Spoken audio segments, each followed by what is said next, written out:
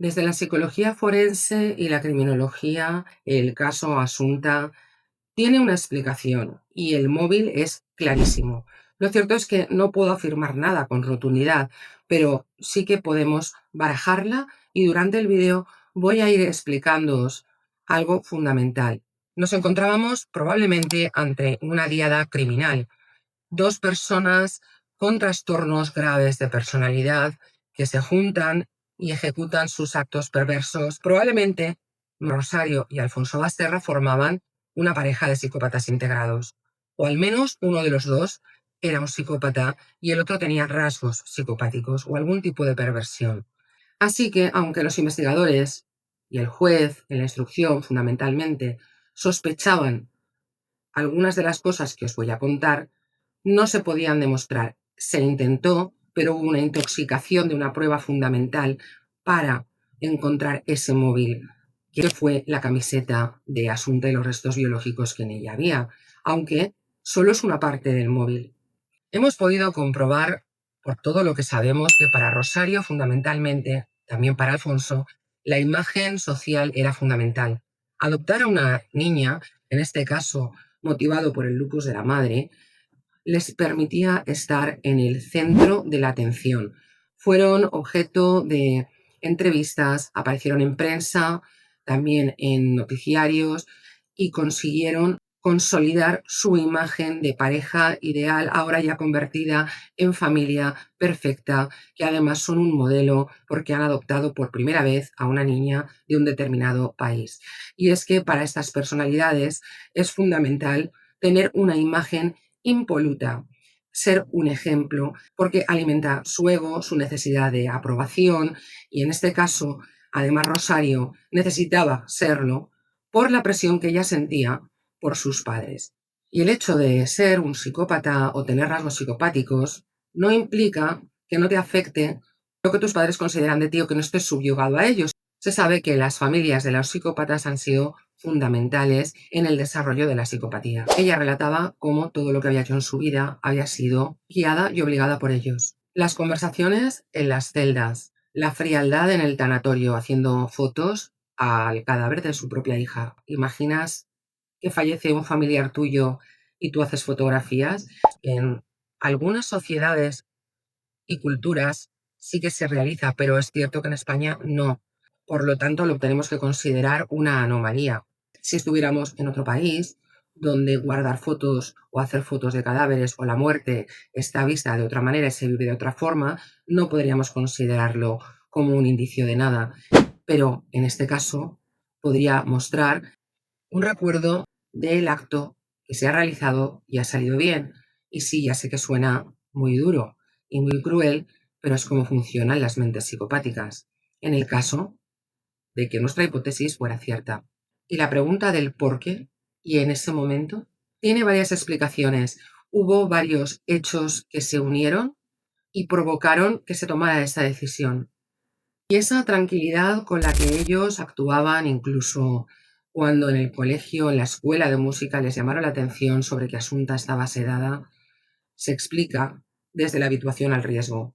Porque lo lógico es que si tú estás sedando a tu hija con intención de quitarla de en medio, cosa que ahora os contaré porque no creo que fuera solo así, y en la escuela se dan cuenta y hay voces que empiezan a hablar sobre ello, lo normal es que pares y dejes por lo menos que pase un tiempo. A no ser que estés habituado a salirte con la tuya. En ese caso tú continúas porque te ha ocurrido antes y has salido bien parado. Así que tu sensación de impunidad absoluta, de estar por encima de todo, de ser más listo, más inteligente, de que tu plan está muy bien hilado, prima sobre esas posibles sospechas y alertas que pueden surgir y que luego se van a utilizar, como ha ocurrido, para demostrar tu culpabilidad una vez hayas ejecutado el acto. Porque y si es verdad y es cierto que tuvieron algo que ver en la desaparición de los abuelos, entonces que consideraran que ahora podían volver a hacer lo mismo sin que les pillaran con esa calma y esa tranquilidad, esa frialdad y esa soberbia, vendría explicado. Aquí hay algo muy oscuro y es lo que intentaron demostrar los investigadores y el juez. y que la intoxicación de la camiseta en el laboratorio estropeó. Desde la criminología, el mundo penal y psicología forense, sabemos que, por desgracia, a los niños muchas veces les ocurren cosas muy perversas en su propia familia y que esto suele ser el motivo de sedaciones o incluso a través de esas sedaciones ocurren esas situaciones perversas.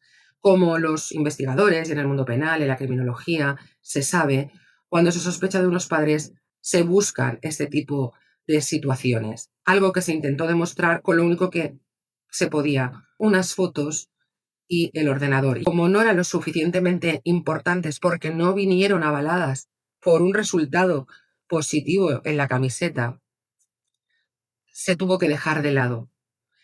Así que cuando se critica tanto, es verdad que hubo muchos sesgos, se intentó demostrar su culpabilidad, incluso dejando de buscar a un posible tercero, porque el instinto, el conocimiento, los indicios eran claros, su comportamiento también lo indicaba y había cosas que solo se explicaban desde la culpabilidad de los padres.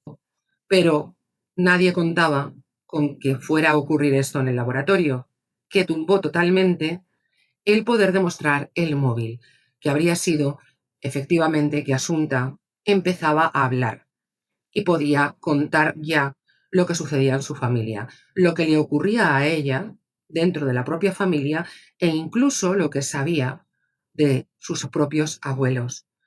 Algo así como, bueno, mi madre ha quitado del medio a mis abuelos con la ayuda de mi padre y mi padre me hace estas cosas o hace estas otras y mi madre lo sabe. Es algo que todo el mundo baraja, que es casi un secreto a voces y suele ocurrir con este tipo de familias, pero solo se entiende desde la psicopatía de la pareja y desde la diada criminal, desde la disfuncionalidad más absoluta y más grave, y por desgracia, desde algo que sucede, aunque no termine en el asesinato de los hijos. Asunta estaba entrando en la adolescencia, probablemente ya no era una niña tan maleable, al mismo tiempo Rosario quería hacer su propia vida, y dentro de todo esto ya no les servía más que como un obstáculo que podía ponerles entre las cuerdas y levantar las alarmas sobre lo que sucedía en la propia pareja. Mandarla a un internado no era suficiente porque allí podía hablar y porque iba a volver o podía contarlo. En definitiva, se había convertido, probablemente bajo nuestra hipótesis, en su mayor enemiga. La única solución era quitarla de en medio. Si os ha gustado este análisis, y os pido que os suscribáis y me ayudéis porque me ha costado mucho hacer este vídeo. Me gusta acercar la psicología de una forma fácil y sencilla, pero es bastante complicado hacer un perfilado criminal sin hablar con tecnicismos. Y yo, bueno, lo he intentado para que comprendáis qué pudo suceder y pasar por sus mentes y cómo ellos lo vivían. Así que os pido que le deis al like, me dejéis vuestra opinión, vuestros comentarios y que me apoyéis para que pueda continuar con el canal que me está costando mucho.